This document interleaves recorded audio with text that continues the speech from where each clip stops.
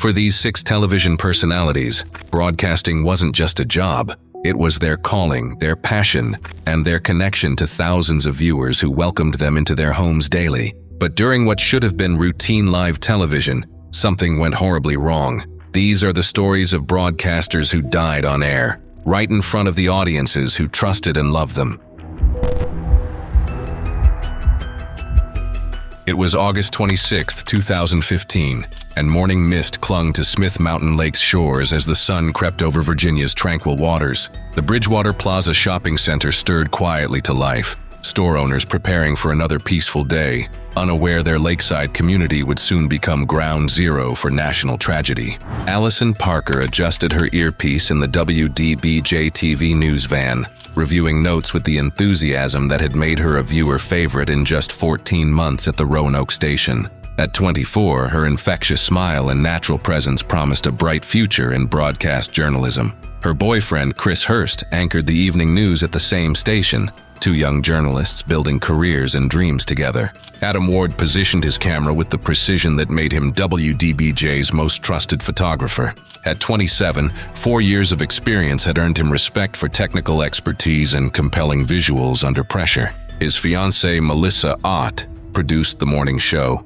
their recent engagement celebrating love blooming in the newsroom. Adam's steady presence behind the lens made him Allison's preferred partner for important assignments. The morning interview featured Vicki Gardner, Executive Director of Smith Mountain Lake Regional Chamber of Commerce, discussing the area's 50th anniversary celebration. The live shot was scheduled for 6:45 a.m. during morning. Hosted by Kimberly McBroom and Leo Hirschkorn, Southwestern Virginia viewers had grown accustomed to starting days with WDBJ's trusted faces. Allison harbored anxiety about former colleague Vester Lee Flanagan, terminated 2 years earlier. Working under the name Bryce Williams, he'd filed EEOC complaints and made threatening statements about the station. Management had implemented security measures, but threats seemed to fade with time. As the live shot began, Allison's professionalism radiated through her characteristic warmth. Adam's flawless camera work captured the scenic lake backdrop and engaging conversation. Home viewers saw nothing unusual, just quality local journalism that had made WDBJ trusted for decades.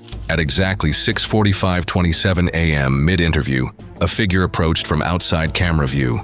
Flanagan had driven to the location, waiting for the perfect moment. Armed with a Glock 19, he positioned himself feet from the unsuspecting crew. The first shots rang out without warning, echoing across the quiet plaza as Allison screamed and tried to run. Adam's camera captured chaotic footage as he fled while clutching his equipment. The live feed showed terrifying glimpses before the camera crashed down, transmitting distorted concrete images. In the studio, Kimberly and Leo watched in horror as colleagues' screams filled the audio. The station cut to commercial immediately, but thousands had witnessed the attack in real time. Flanagan fired multiple close-range shots, striking both journalists before fleeing in his rental car. Vicki Gardner was wounded but survived. Emergency responders arrived within minutes, but both WDBJ employees were pronounced dead at the scene. The entire attack lasted under 30 seconds, its impact reverberating through journalism forever. The station struggled to continue broadcasting as news spread. Traumatized viewers flooded social media with shock and disbelief. The journalism community rallied around WDBJ, with stations nationwide paying tribute and discussing the unique dangers reporters face in the field. It was March 18, 2014, and pre-dawn darkness blanketed Phoenix as KPHO-TV prepared for another morning broadcast. The desert city stirred awake while inside the studio, the familiar rhythm of live television hummed through the corridors. Sarah Mitchell had arrived at 3:30 a.m., same as always. At 31, she'd become Phoenix's most trusted meteorologist over 6 years, beloved for her sunny personality that matched Arizona's endless blue skies. Her atmospheric science degree from ASU gave her the technical foundation, but viewers loved how she made complex weather patterns feel like friendly conversation. For a week, Sarah had battled persistent headaches and dizzy spells. Colleagues noticed her rubbing her temples during commercial breaks, downing cup after cup of coffee. The brutal morning schedule, up at 2:30 a.m., working until noon, had always been demanding but lately felt crushing. Her forecast that morning promised perfect spring weather. Sunny skies, 78 degrees, ideal for outdoor plans. She'd prepared her graphics the night before, showing the high-pressure system bringing Phoenix its famous reliable sunshine. The morning team felt like family. Anchor John Hook and Sarah had worked together 4 years, their easy chemistry becoming part of thousands of morning routines across the valley. Sarah delivered her 5 a.m. segment flawlessly, standing confidently before the green screen. Her bright smile masked the severe headache building since arrival. Studio lights seemed blindingly intense, forcing her to squint while pointing at weather maps. During commercial break after her 5:15 update, Sarah mentioned feeling lightheaded. John suggested sitting down, but she refused. Viewers depended on her 5:45 forecast. At 5:44 a.m., Sarah took her position for the final weather segment. The teleprompter displayed her script about beautiful conditions ahead. She began with characteristic enthusiasm, discussing perfect spring weather. Then everything changed. Sarah's speech began slurring mid-sentence. She paused, confusion washing over her face as she struggled with the teleprompter. Her left hand moved to her head while technical weather terms became jumbled, incomprehensible. The camera stayed focused as she swayed, professional composure cracking. John watched in growing alarm from the anchor desk. Sarah attempted continuing but suddenly collapsed behind the weather wall, disappearing from view. The sound echoed through studio microphones, shocking the control room. The camera lingered on the empty weather wall before cutting to commercial. Thousands had witnessed Sarah's collapse during their routine morning forecast. EMTs, coincidentally at the station for safety training, reached Sarah within 90 seconds. Despite immediate CPR and advanced life support, she was pronounced dead at 6:23 a.m. from a massive brain aneurysm. The morning show went dark as staff processed their colleagues' shocking loss. Viewers flooded phone lines with disbelief, many having watched Sarah's final moments unfold live on television. It was September 12, 2016, and afternoon sun streamed through Television City's skylights as Studio 33 buzzed with excitement before another $1 million Mind taping. The iconic game show set gleamed under bright lights, its familiar blue and gold creating an atmosphere of pure possibility. 200 guests filled tiered seating, energy crackling as they prepared to witness someone potentially win life-changing money. Robert Chen adjusted his tie nervously in the green room, reviewing notes one final time. At 45, the high school math teacher from Riverside had dreamed of this moment since watching as a teenager with his parents. His encyclopedic knowledge made him legendary at Roosevelt High School, where he'd taught 18 years. Colleagues joked Robert knew something about everything, the faculty's go-to guy for trivia nights and academic competitions. 3 years of applications, phone interviews, and auditions had led here. His wife, Linda, and twin 16-year-old daughters, Amy and Jessica, sat front row, wearing matching Team Chen t-shirts. They'd driven from Riverside that morning, barely containing excitement watching Robert's lifelong dream unfold. Robert's preparation had been methodical. He'd studied encyclopedias, memorized historical dates, practiced with online quiz games for months. His students helped create practice questions during lunch breaks, turning his classroom into an impromptu game show set. The principal granted him a personal day, and fellow teachers pooled money for the lucky tie he wore. Host Michael Sterling had been impressed by Robert's calm demeanor and quick thinking through earlier rounds. The teacher had methodically worked through increasingly difficult questions, using lifelines strategically. By reaching the final question, Robert had already won $500,000, more money than he ever imagined. The $1 million question appeared as dramatic music filled the studio. In 1969, which Apollo mission first successfully landed humans on the moon? Multiple choice options displayed: A. Apollo 10, B. Apollo 11, C. Apollo 12, D. Apollo 13. For a man who'd taught space exploration to countless students, this should have been cake. Robert smiled confidently, his mind immediately recalling countless lessons about the historic moon landing. Neil Armstrong, Buzz Aldrin, Michael Collins, names as familiar as family. He'd used this exact question in classroom quizzes, knowing without doubt Apollo 11 was correct. As Robert opened his mouth to give his final answer, he suddenly pressed his right hand against his chest, face contorting in obvious pain. The studio audience watched confused as the confident teacher doubled over, breathing becoming labored. Michael Sterling initially thought nerves, the $1 million moment overwhelming even prepared contestants. "You all right, Robert?" Michael asked, stepping closer with genuine concern. Robert tried speaking but managed only a weak nod as sweat beaded his forehead despite air conditioning. Chest pain intensified rapidly, radiating down his left arm in classic heart attack fashion. Robert's legs gave out as he collapsed against the podium, sliding to the studio floor as his family screamed. The show's medical team rushed onto set as cameras kept rolling. Linda Chen pushed past security, reaching her husband's side as paramedics began emergency treatment on the game show stage. The audience watched in stunned silence as CPR was performed, where moments before a man had been on the verge of winning $1 million.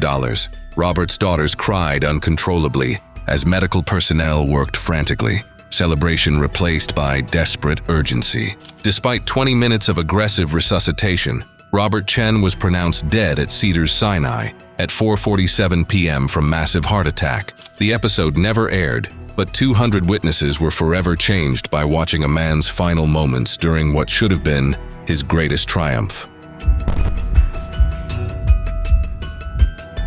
It was November 7, 2017, and Midtown Manhattan buzzed with energy around ABC Studios as pedestrians hurried past the glass building housing Morning Conversations with Diana Ross. The popular daytime talk show had built its reputation tackling social issues with supposed sensitivity. Jennifer Walsh sat in the green room, nervously adjusting her modest blue dress. At 38, the former marketing executive had agreed to discuss her journey through addiction and recovery.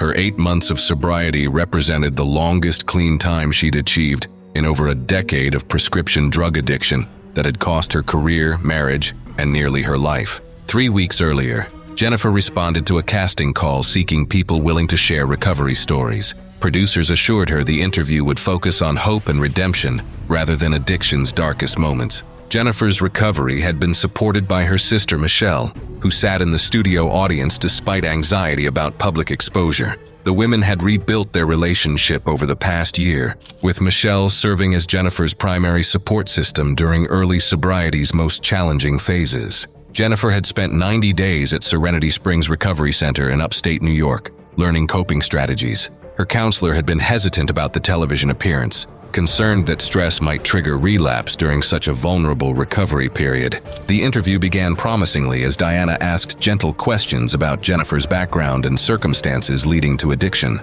Jennifer spoke eloquently about prescription painkillers prescribed after a car accident, describing how tolerance grew and life gradually spiraled out of control. Then Diana's questioning shifted toward sensational territory.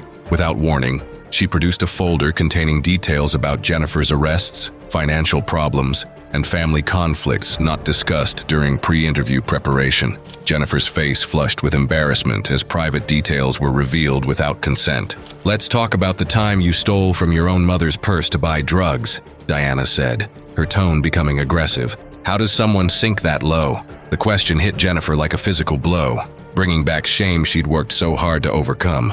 Her breathing became rapid and shallow as studio lights seemed to grow oppressive. Jennifer tried maintaining composure, but Diana continued pressing for salacious details. "What about when you were found unconscious in that hotel room?" The host's questions became increasingly invasive, focusing on traumatic aspects rather than recovery. The studio audience shifted uncomfortably as Jennifer began showing obvious distress. Her hands trembled as she gripped her chair arms, voice becoming shaky. Michelle watched with growing alarm, recognizing signs of her sister's anxiety attacks. "I think we should focus on recovery's positive aspects," Jennifer managed to whisper, but Diana pressed on relentlessly, producing photographs from Jennifer's arrest records. Jennifer's breathing became increasingly labored as she felt trapped under studio lights. Familiar feelings of shame and worthlessness flooded back with overwhelming intensity. "Please, I need to stop," she whispered, but cameras continued rolling. Suddenly, Jennifer began hyperventilating, her chest rising and falling rapidly as panic consumed her. She stood from her chair, looking desperately toward the exit. "I can't breathe," she gasped, clutching her chest as her heart rate skyrocketed. The audience watched in horror as Jennifer collapsed back into her chair, face pale and eyes wide with terror. Michelle rushed toward the stage, but security blocked her path. Jennifer's body began convulsing as extreme stress triggered a cardiac event. Studio medics reached Jennifer within 60 seconds, but her condition deteriorated rapidly. Jennifer Walsh was pronounced dead at Mount Sinai Hospital at 2:47 p.m. from stress-induced cardiac arrest. The show faced immediate backlash from viewers and addiction specialists. Sponsors withdrew support within hours. It was June 3, 2013, and afternoon sun cast warm light through the Culinary Network's Chicago studios as familiar sounds of food preparation filled Studio B. The professional kitchen gleamed under television lights, creating the perfect backdrop for Cooking with Passion, one of the network's most popular live cooking shows. Chef Antonio Rossi reviewed his recipe cards as he arranged ingredients on the marble countertop that had become his signature workspace. At 52, the charismatic Italian chef had built a television empire around his passionate cooking style and authentic family recipes passed down through 4 generations. His thick accent and animated gestures had made him beloved among home cooks, and his cookbook, Nonna's Kitchen, had spent 18 weeks on bestseller lists. Today's featured recipe was osso buco alla Milanese, a traditional braised veal dish Antonio learned from his grandmother in Milan. He'd immigrated to Chicago 25 years earlier with nothing but culinary skills and unshakable belief in authentic Italian cuisine. His restaurant Rossi's had become a Chicago institution, but television brought his passion to millions nationwide. Antonio's wife Maria and teenage sons Marco and Giuseppe watched from the studio audience. They'd grown accustomed to their father's theatrical cooking style but never tired of watching him transform simple ingredients into masterpieces while sharing stories of their Italian heritage. Today featured a flambe demonstration, a technique Antonio had perfected in high-end restaurants. The dramatic flames and theatrical presentation had become his signature move, always generating excitement. As the live broadcast began, Antonio's enthusiasm was immediately evident. He welcomed viewers with characteristic warmth, beginning osso buco preparation with practiced precision while sharing memories of cooking with his grandmother. The audience laughed at his animated descriptions of family dinner arguments and his grandmother's strict kitchen rules. The demonstration proceeded flawlessly through 45 minutes as Antonio braised veal shanks and prepared traditional gremolata garnish. His knife skills impressed as he minced garlic and chopped parsley with restaurant-quality precision. As the show neared conclusion, Antonio prepared for the flambe finale. He heated brandy while explaining the technique's science. "The alcohol must be perfect temperature," he said, eyes twinkling. "Too cool and nothing happens. Too hot and you lose control." Antonio's loose-fitting chef's coat, a trademark element, billowed as he moved around the set. The cotton fabric had been starched for crisp appearance under hot lights, making it more flammable than standard kitchen attire. As he reached across the stovetop to adjust pan position, his right sleeve passed directly over the open gas flame. The fabric ignited instantly, sending bright orange flame racing up Antonio's arm toward his shoulder. His initial reaction was patting flames with his left hand, but this only spread fire to his other sleeve. Panic set in as he realized the severity, his movements becoming erratic as he tried extinguishing growing flames, while millions watched in horror. In desperation, Antonio knocked over heated olive oil. The oil spilled across the stovetop and ignited immediately, creating a wall of flames blocking his path to the emergency shower. The sprinkler system activated within 30 seconds, but water pressure was insufficient to control the rapidly spreading grease fire. Crew members rushed on set with extinguishers, but Antonio had already suffered severe burns to his arms, chest, and face. Synthetic materials in his chef's hat had melted against his scalp, and he'd inhaled superheated air and toxic fumes. Antonio was transported to Chicago Memorial Hospital's burn unit, where he succumbed 72 hours later from complications related to severe burns covering 60% of his body and smoke inhalation damage. The show was immediately canceled, and the Culinary Network faced intense scrutiny over kitchen safety protocols. It was February 14, 2018, and pre-dawn darkness over Atlanta was giving way to sunrise as the city prepared for Valentine's Day. Inside WSB-TV studios, the familiar energy of morning show preparation filled the air as the team readied for Atlanta Morning, the city's highest-rated news program. Michael Thompson arrived at 3:45 a.m., his usual time for script review before the 5 a.m. newscast. At 48, he'd become Atlanta's most trusted morning voice over 12 years, known for his warm personality and genuine connection with viewers. His salt and pepper hair and kind eyes had made him a father figure to many, earning numerous community service awards. For 3 weeks, Michael had been experiencing crushing headaches, the worst of his life. The pain started behind his left eye and radiated across his forehead, sometimes accompanied by dizziness he blamed on television stress. His family doctor prescribed stronger medication, but the headaches kept worsening. Co-anchor. Jennifer Martinez had worked alongside Michael for 8 years. Their on-air chemistry was legendary, making Atlanta morning feel like conversation between old friends. His wife Karen and 16-year-old daughter Emma watched every morning from home. Karen had grown concerned about the headaches and scheduled a neurologist appointment, but Michael insisted on maintaining his normal schedule.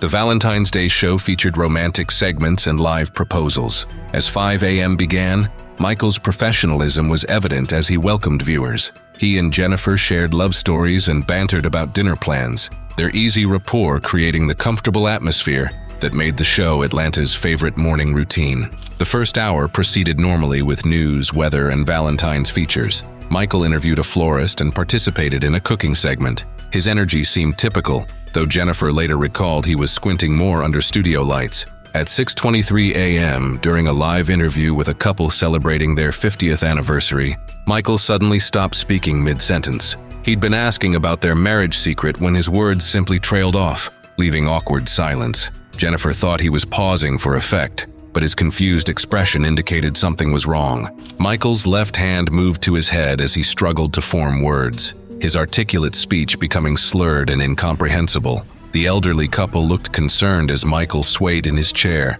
his face turning pale and grayish. Jennifer tried covering, but it was clear something was terribly wrong. Without warning, Michael collapsed forward onto the news desk, his body going limp as he lost consciousness. The impact knocked over coffee cups and scattered papers, creating chaos broadcast live to hundreds of thousands of viewers. Jennifer screamed his name while signaling for help, her professional composure cracking. Studio cameras remained focused as emergency medical technicians, coincidentally at the station for training, reached Michael within 90 seconds. His breathing was irregular, pupils dilated and unresponsive, classic signs of massive stroke. Viewers watched in horror as CPR was performed where moments before Michael had been sharing Valentine's joy. The station cut to commercial after 3 minutes of live emergency coverage. Social media exploded with concern as viewers shared shock at witnessing their trusted anchor fighting for his life on television. Michael was transported to Emory University Hospital, where doctors confirmed a massive hemorrhagic stroke from a ruptured cerebral aneurysm.